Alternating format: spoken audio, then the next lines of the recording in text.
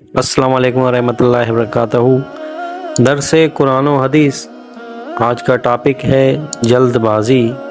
اہل عرب عجلت اور جلد بازی کو عمل ندامات مطلب ندامتوں کی ماں کہا کرتے ہیں، اور یہ واقعی حقیقت ہے کہ جلد باز کو ہمیشہ شرمندہ ہونا پڑتا ہے۔ سوچے سمجھے بغیر کہی ہوئی بات اور عجلت میں کیا گیا فیصلہ بسا اوقات اس کے گلے پڑ جاتا ہے۔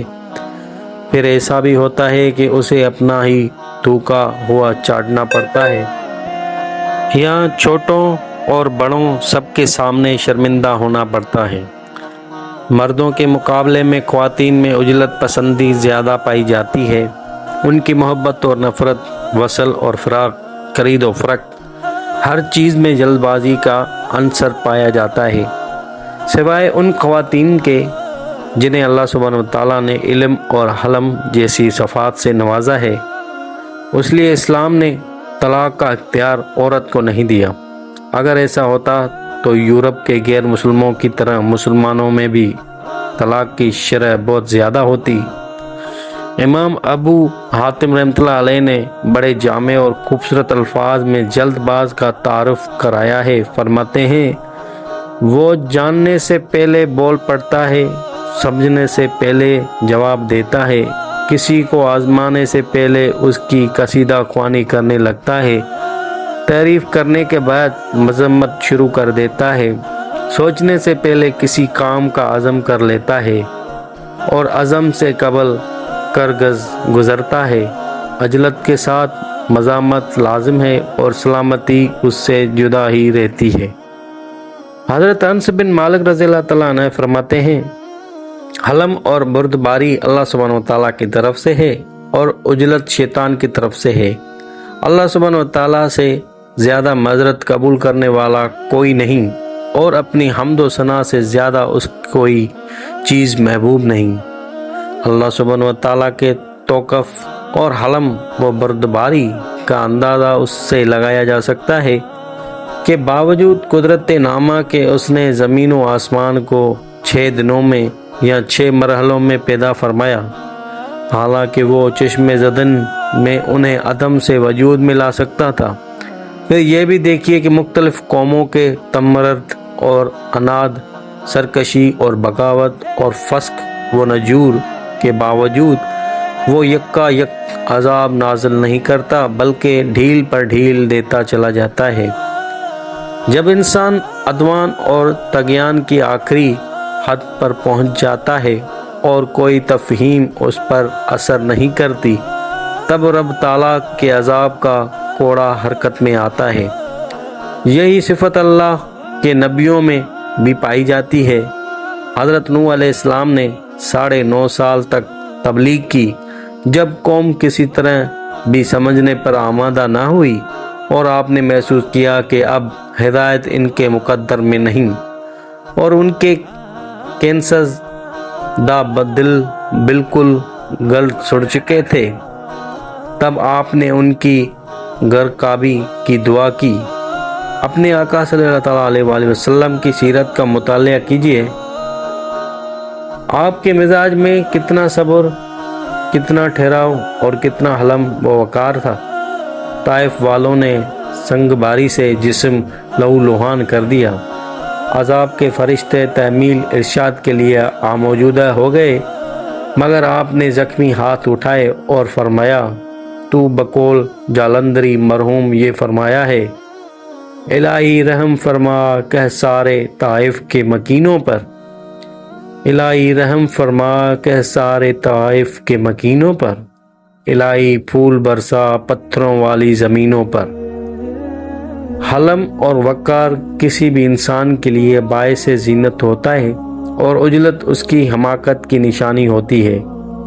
حضرت حسن بن علی رضی اللہ عنہ فرماتے ہیں، لوگو جان لو کہ حلم زینت ہے، وفا مروت ہے، عجلت حماقت ہے، سفر کمزوری ہے، کمینوں کے ساتھ نشت و برخاست بدنامی کا سبب ہے، اور فاسقوں کے ساتھ میل جول رکھنا شکوک و شبہات پیدا ہونے کا باعث ہے۔ حضرت ابن حبان رحمۃ اللہ علیہ کا قول ہے کہ کوئی شخص ریاست و قیادت کا اس وقت مستحق ہوتا ہے جب اس کے اندر 3 چیزیں پائی جائیں، یعنی علم، عقل اور قوت گویائی۔ اس کے ساتھ بھی یہ ضروری ہے کہ وہ 6 کمزوریوں سے اپنے آپ کو بچا رکھے، یعنی تیزی، عجلت، حسد، نفس پرستی، جھوٹ اور ترک مشورہ سے۔ سورہ اسراء کی آیت سے ثابت ہوتا ہے کہ جلد بازی انسان کی فطری کمزوری ہے، لیکن اس کا یہ مطلب ہرگز نہیں کہ انسان اپنی اس کمزوری پر قابو پانے کی کوشش ہی نہ کرے۔ جیسے مال کی محبت، بخل، حرص اور شہوت بھی انسان کی فطرت میں پائی جاتی ہے، مگر کامیابی اس کو ملے گی جو ان کمزوریوں کو شریعت کے لگام پہنا دے گا۔ لیکن جس انسان کے لیے یہ صفات خود لگام اور پیروں کی زنجیر بن گئی، وہ نجات کا ہرگز مستحق نہیں ہو سکتا۔ عجلت اگر اللہ سبحانہ و تعالیٰ کی رضا کے لیے ہو تو محبوب ہے۔ سیدنا موسیٰ علیہ السلام اپنی قوم کو پیچھے چھوڑتے ہوئے نہایت عجلت میں طور پر پہنچ گئے تھے۔ اللہ سبحانہ و تعالیٰ نے سوال کیا، اے موسیٰ علیہ السلام، تم نے اپنی قوم سے آگے چلنے میں جلدی کیوں کی؟ انہوں نے عرض کیا کہ وہ میرے پیچھے آ رہے ہیں، اور اے میرے پروردگار، میں نے تیری طرف آنے میں جلدی اس لیے کی کہ تو خوش ہو جائے۔ ثابت ہوا کہ اگر عجلت اللہ سبحانہ و تعالیٰ کی رضا کے لیے ہو تو پسندیدہ ہے، اور اگر اس کی ناراضگی کے کاموں میں ہو یا بلا سوا سوچے سمجھے کوئی کام کرنے کے سلسلے میں جیون ناپسندیدہ ہے۔ قرآن مجید کے مطالعے سے معلوم ہوتا ہے کہ کافر عجلت پسند واقع ہوئے تھے۔ ان کے کفر و شرک کے باوجود اللہ سبحانہ و تعالیٰ نے انہیں مہلت دے رکھی تھی، مگر وہ انبیاء کرام کو غصہ دلانے یا ان کی کمزوری ثابت کرنے کے لیے ان سے جلد عذاب دکھانے کا مطالبہ کرتے رہتے تھے۔ سورہ حج میں ہے، اور یہ آپ سے جلد عذاب لانے کا مطالبہ کرتے ہیں، اور اللہ سبحانہ و تعالیٰ اپنے وعدے کی ہرگز خلاف ورزی نہیں کرے گا۔ حضرت انس رضی اللہ عنہ سے روایت ہے کہ رسول پاک صلی اللہ تعالیٰ علیہ وآلہ وسلم نے ایک مسلمان کی عیادت فرمائی جو بیماری کی وجہ سے چوزے جیسا ہو گیا تھا۔ آپ نے اس سے دریافت فرمایا، کیا تم نے کوئی دعا تو نہیں مانگی تھی یا کسی چیز کا سوال تو نہیں کیا تھا؟ اس نے عرض کیا کہ ہاں، میں نے اللہ سبحانہ و تعالیٰ سے دعا کیا کرتا تھا کہ اے اللہ سبحانہ و تعالیٰ، تو نے مجھے جو سزا آخرت میں دینی ہے وہ جلدی سے دنیا ہی میں دے دے۔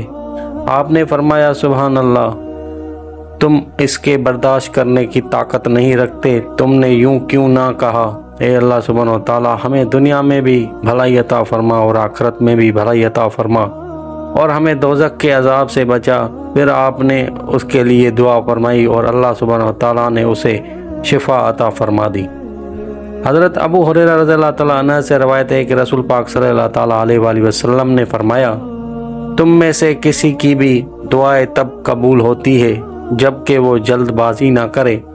جلد بازی یہ ہے کہ وہ کہتا ہے میں نے دعا کی مگر میری دعا قبول نہ ہوئی، چنانچہ اس نے دعا کرنا ہی چھوڑ دی۔ حضرت سعد بن ابی وقاص رضی اللہ عنہ سے روایت ہے کہ رسول اکرم صلی اللہ تعالیٰ علیہ وآلہ وسلم نے فرمایا، ہر چیز میں توقف کرنا چاہیے سوائے آخرت کے عمل کے، کہ آخرت بنانے والا عمل جلدی کر لینا چاہیے۔